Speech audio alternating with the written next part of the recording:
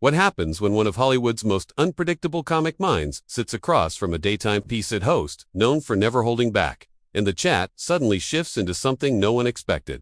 The crowd thought they'd get a relaxed conversation and a few playful moments. Instead, they watched one of the tensest exchanges ever seen on a talk show. A moment where polite smiles slipped away and something honest and uncomfortable took over. Nothing about it was rehearsed. Nothing was planned. And what unfolded left the entire room frozen. The discussion began harmlessly. Jim walked out to loud applause, flashing his familiar grin while waving at the audience. Joy greeted him with enthusiasm, and for a short while, everything felt easy. They chatted about his new work, laughed about old films, and the audience enjoyed every second. Then Joy changed the tone.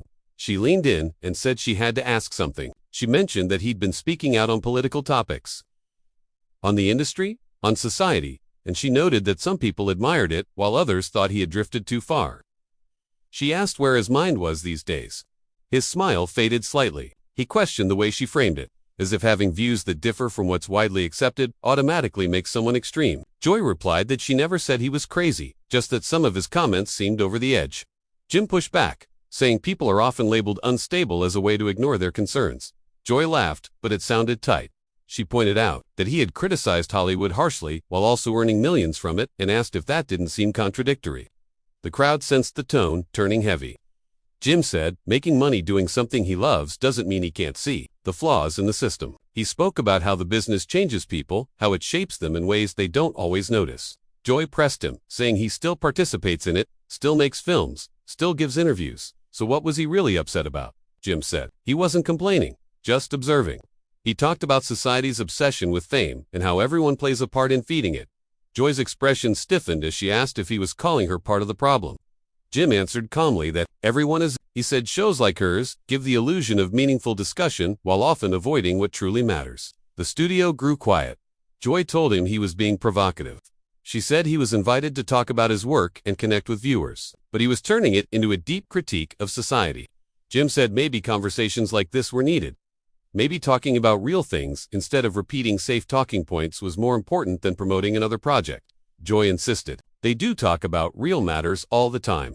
Jim questioned whether the show handles them in a way that's already shaped to fit what viewers expect. He asked when they last had a discussion that really challenged anyone. Joy argued that they often push boundaries. Jim said they push the ones that are safe. He said the show must keep advertisers satisfied and maintain ratings. So boldness is limited? Joy responded sharply, saying it was bold for him to criticize when his career was built on silly humor. The audience gasped. Jim simply said that when someone can't argue with the point, they attack the person. Joy said she was pointing out the irony of him lecturing about depth when his work had been comedic. Jim said comedy is honest because it reveals truth through absurdity, sometimes more honestly than serious conversations. Joy threw her hands up, asking if comedy was suddenly more real than journalism. Jim said both can be real or fake, depending on how they're used. He said some shows, including hers, sometimes fall into the trap of comforting the audience instead of challenging them. The tension thickened. Joy stared at him, unsure how to move forward. A co-host tried softening the mood, but Jim continued. He said he wasn't attacking her but wanted a genuine conversation. Joy said fine, then asked what he wanted them to do differently. What did honest discussion look like to him? Jim said. It looked like this: unpredictable, messy, uncomfortable. He said interviews are often polished and rehearsed, stripping away humanity. Joy leaned in, saying humanity also means doing your job, even when it's hard. Keeping things civil so the talk doesn't collapse. She accused him of wanting chaos, not depth. Jim said maybe people fear saying the wrong thing so much that they end up saying nothing real at all. Joy asked if he thought he was the only brave one willing to speak freely. Jim said no, he was just willing to acknowledge his flaws. Joy insisted they deal with serious topics daily. Jim said they discuss them in ways the audience already agrees with. Joy asked if he wanted them to take positions they didn't believe in. Jim said no, just that maybe people should question themselves more often. Another co-host said helps everyone. Joy replied she knew that, but self-reflection didn't mean tearing everything apart. Jim asked if she could admit that sometimes the show values entertainment over truth. Joy's expression shifted, softened for a moment, then hardened again. She said she understood the business better than anyone and knew how things worked. She said reaching people requires meeting them where they are, not throwing chaos at them. Jim asked at what point adapting becomes pandering. Joy said compromises are part of reality, and sometimes you must choose between being right and being effective. Jim said maybe that's just an excuse people tell themselves. Joy slammed her hand on the desk, telling him the show isn't safe because they get threats and hate every day. Jim said he meant intellectual safety, staying within boundaries that feel acceptable. Joy asked if he thought stirring controversy made him brave. She said he'd go home, get attention, and nothing would change. Jim admitted maybe nothing would, but at least they were being honest for a moment. Joy accused him of believing he'd discovered some truth others were blind to while still being part of the system he criticized. Jim said it made him human, contradictory, and confused. Joy snapped that his questions sounded like accusations. Jim said maybe that reaction said more about how she heard them. The audience squirmed. A co-host suggested a break, but Joy refused. Jim then asked when she last changed her mind about something meaningful. Joy said she does all the time. Jim asked for an example. She hesitated. He pointed out that hesitation. She accused him of trying to trap her. He said he was showing how people cling to being right. Joy mocked his point, saying everyone is closed off sometimes.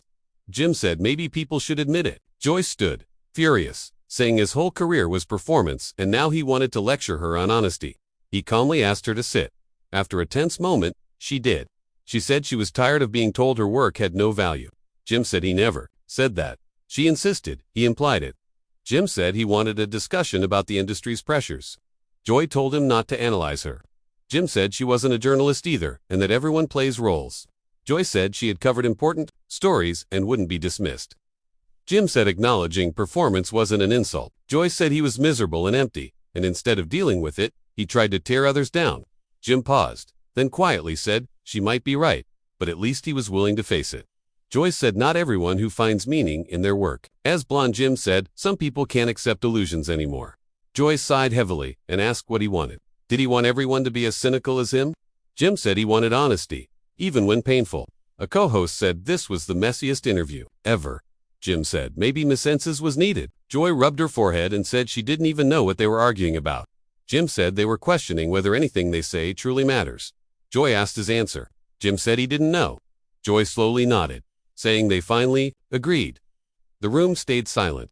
Joy eventually admitted that part of her agreed with him, that some of it did feel hollow. She asked what the alternative was.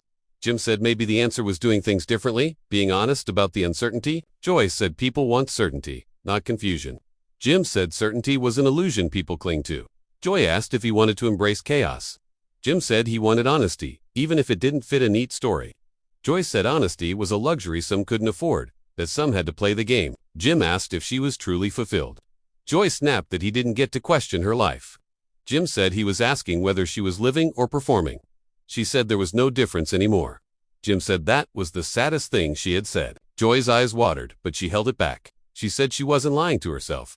Jim questioned that, gently. Joy stood again, saying she couldn't keep doing this. She said he had ambushed her.